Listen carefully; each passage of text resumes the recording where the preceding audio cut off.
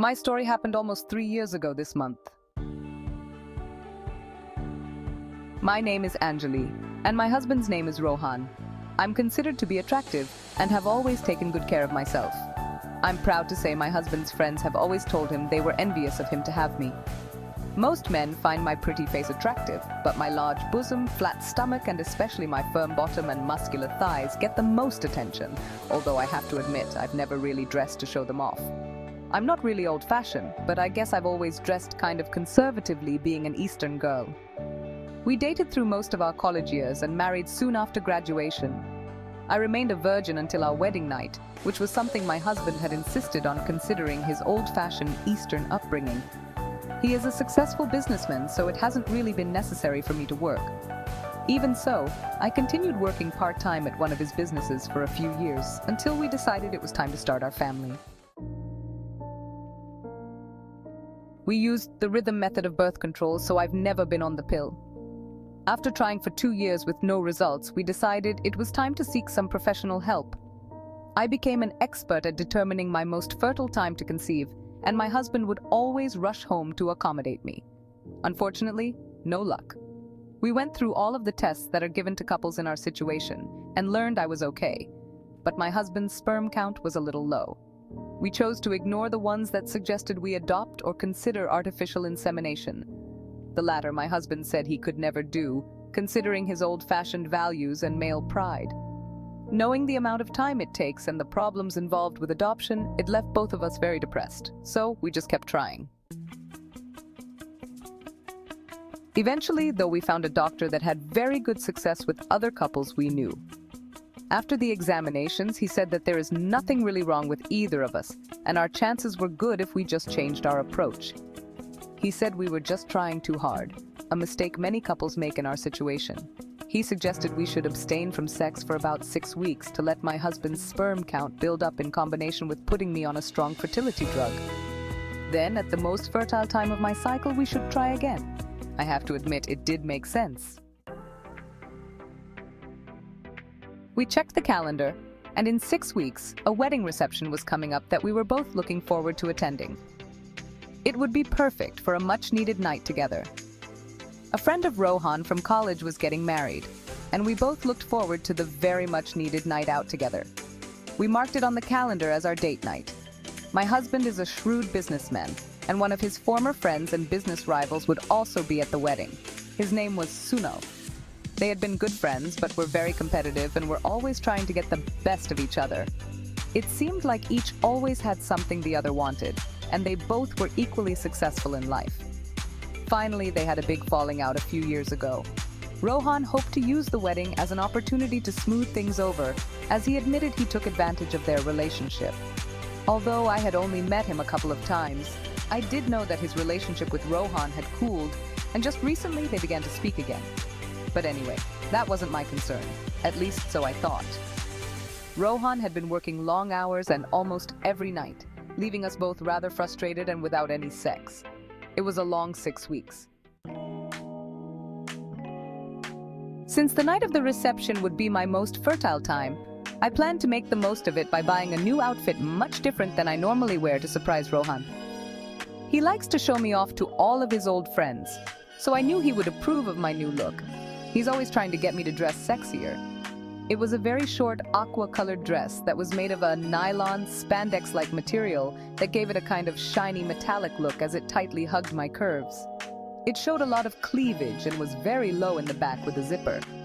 To match, I bought a pair of shiny aqua pants of the same material that matched perfectly and decided not to wear any kind of a bra. Something I've never done, even though I knew everything would probably show through if I got cold. When the night arrived, I began to get ready early since the reception was almost an hour drive away. I had taken my temperature earlier and was happy to learn I was ovulating right on schedule. Perfect! To celebrate, I even made myself a little drink, something I never do, to help me relax as I've never dressed in public this way. When Rohan didn't get home, I began to worry. I made myself another drink, put on my new dress, and stood in front of the mirror. Wow! It didn't even look like me. Even though the dress was supposed to look classy, it was so tight it appeared to be painted on my body. I knew I looked hot and couldn't wait to see Rohan's reaction. I was already feeling a tingling sensation in my pants just from the way it made me feel to wear this almost slutty outfit. He probably wouldn't even want to go to the reception, I thought. Then the phone rang. It was him, and he said they were having some serious problems at work with a new computer system, and he didn't think he could get away. By the sound of his voice, I knew he felt terrible.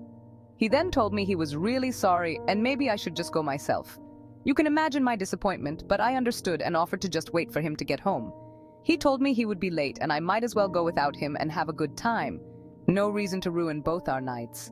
Besides, we could still salvage our date night when we both got home. Normally, I probably wouldn't have, but considering the drinks I'd had and not looking forward to another long evening alone waiting, I agreed to go without him. I was a little concerned about not knowing many people, but Rohan convinced me that Sunel would also be there and would take care of me and introduce me to the other guests. He even asked me to try to smooth things over a little for him and invite Sunel to join us for dinner sometime. I didn't really know Sunel very well, but I did remember him to be about 6'4" and built like any woman's dream. He was such a ladies' man. I figured he must be married by now and thought I could just sit with him and his wife for company. I considered changing my outfit, but since it was getting late and I didn't know many people anyway, I decided to go the way I was. As I pulled out of the driveway, I looked down in my lap to see the hem of my tight dress riding up, showing the crotch of my pants, and thought I'd have to be careful the way I sit tonight. I laughed and wondered if Rohan would have urged me to go if he knew how good I looked. When I got there, I felt a little uncomfortable since I didn't recognize anyone and was getting some rather strange looks from the other guests the way I was dressed. Then I saw him. Sunel was even more of a hunk than I remembered. I could tell he was also impressed with the way I looked too. His expression told me I was the hottest looking woman in the place. He smiled, walked up and kissed me hello, asking where Rohan was tonight. I explained the situation to him, which didn't seem to disappoint him much, and with a curious gleam in his eye, he asked me if I wanted to talk and get a drink. As we walked to a table, he told me he was alone too loved to dance, and would be honored to be my partner tonight. Since I really didn't know anyone else and he was acting like such a gentleman, I told him yes. Besides, Rohan asked me to try to help smooth things over. Since my husband isn't much of a dancer anyway, I figured it might be fun. We chatted quite a bit about Rohan and me, and also talked of Sunel's recent divorce as he mentioned how lucky we were. I told him life wasn't always perfect, and mentioned our fertility problems as an example.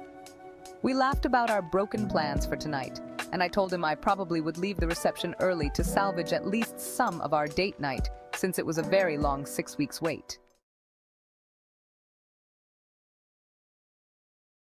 He said he also thought he and Rohan should get together again and carried no hard feelings about the past. I knew this would make Rohan happy. After that, we seemed to dance everyone, only stopping to have him get us another round of drinks or take a breather while we talked. The hours went by fast, and I found him to be very charming, although I found I did have to watch him on the slow ones to keep him from touching me a little too close for my comfort. Later, as the night went on, I began to relax and found myself enjoying him so close to me. I started to look forward to each slow dance. It felt good to be held so close as we swayed with the rhythm of the music. One problem, though, was his muscular body was rubbing so close to the thinly covered material on my breasts. It was stimulating me and causing a renewed tingling sensation in my pants. I just hadn't expected this sensitivity since I never usually go wearing this attire. My bosom has always been very sensitive, and my husband knows it's the quickest way to get me hot. Several times as we sat and talked, I knew he must have accidentally gotten a view of my sexy matching pants as the shiny material tightly covered my thing. I was embarrassed and worried that he could see how I was getting. My God, I was getting turned on dancing with this man. I wasn't the only one who noticed. I looked up and saw Sunel staring down at the shiny material and realized that they were sticking through like bullets. I could feel the blood rush through my face as I blushed. Several times in the evening, I had to excuse myself to go to the restroom. I was really surprised at myself for reacting this way, because I've never considered being with anyone other than my husband. I brushed it off as just the side effect of the hormones in the fertility pills, and after all, it had been a long 6 weeks. The drinks were also making me more uninhibited. When we danced again, he reached around me and began to caress me as we swayed together. I didn't resist. I could tell he enjoyed the feeling of the spandex dress against the shiny pants covering my tight bottom, because I could feel him growing, begin to press against my flat tummy. I couldn't tell how big he was, but knew he must be much bigger than my husband. I wondered to myself as we swayed what he might feel like, and began rubbing myself against him, until to my disappointment, the dance ended. This snapped me out of it, and I quickly realized I was starting to go too far. I knew I should go home before I embarrassed myself any further. I was getting very drunk. When I told Sunel I needed to go, he insisted I wait a while until I sobered up a little. I have to admit, I was having trouble walking. I told him I wanted to call my husband to come and get me and asked him to just help me find a phone. He agreed, and we began walking to the lobby, since the reception was at a rather large hotel. As we walked and laughed, we realized neither of us had change for a payphone. Sunel offered to let me use the one in his room, and I joked with him that a lady would never go to a stranger's hotel room. We laughed again as he bowed and assured me he was a gentleman. I really didn't want to try to walk anymore, so I convinced myself it was innocent enough, and we went to his room. Once inside, I stood trying to dial the phone to call Rohan. I was feeling better, but was still rather unsteady, and felt Sunel standing behind me to balance me when I dialed. As it rang, Sunel gently rubbed the sides of my hips. When he didn't answer, I turned to tell Sunel, and the next thing I knew, his mouth was touching mine. His lips were unlike those of my husband's, and even though I knew I shouldn't be doing this, I opened my mouth and we began kissing. He pushed his tongue into my mouth and pulled me close as he began to rub my bottom again. It felt so good, but I knew I had to stop him. I broke away from his kiss and reminded him I was a married woman and also the wife of his friend. I then told him I should go back to waiting in the lobby. He whispered his apology in my ear and told me he was having trouble controlling himself because I looked so hot as I stood there swaying in that tight dress. He said Rohan was a very lucky man to have a woman who looked and dressed like me, and that he was sorry that I didn't want him, but he also understood. Boy, he really knew what to say, and he was such a gentleman about it. And I was so turned on. I told him that it wasn't that I didn't want to, but I was married and couldn't get carried away. I don't know why, but I had to kiss him again. I opened my mouth to feel his tongue once more before I left. 6 weeks was so long. I was just getting ready to break away again when he began to gently stroke through the soft, shiny material of my dress. My Achilles heel. It felt so good it made my knees weak. Just a few minutes longer, and then I would go. I wasn't too worried because I knew I could just stop him anytime anyway. He wasn't being forceful at all, but still a gentleman. I convinced myself that it was just a little harmless petting, something I had done with other guys while still in college. Rohan would never know. Just a little harmless thrill. It felt so good I had to let him continue. He pulled the top of my dress down a little, exposing me further as we kissed. He began to gently roll them between his fingertips as I rubbed his muscular chest. This man was gorgeous. When he unzipped the back of my dress and pulled off the top, it startled me. I started to pull away, so he increased his grip to a point it felt too good to stop. I just couldn't believe what I was doing, and my mind was racing so fast. My knees started getting weak, and I had to sit down on the edge of the bed. Just a little longer, I told myself, after all it had been 6 weeks. For some reason, It was such an exciting thrill to be this naughty with someone other than my husband, especially his biggest rival. We lay back on the bed, and I could feel his hands begin to caress me. When I didn't resist, his hand pulled the hem of my dress up and direct contact. This is what I needed. It felt so good. I figured I would let him do this for a few minutes more, and then I would have to make him stop. Finally, I shouted, "Sunel, we have to stop, please! I'm getting so hot, I shouldn't be here." He responded by moving his mouth on my lips and kissing me. I finally stopped him and told him we were getting carried away, and I couldn't let that happen. He said he understood and again promised he wouldn't do anything I didn't want him to do and would stop when I said so. He promised me no one would know.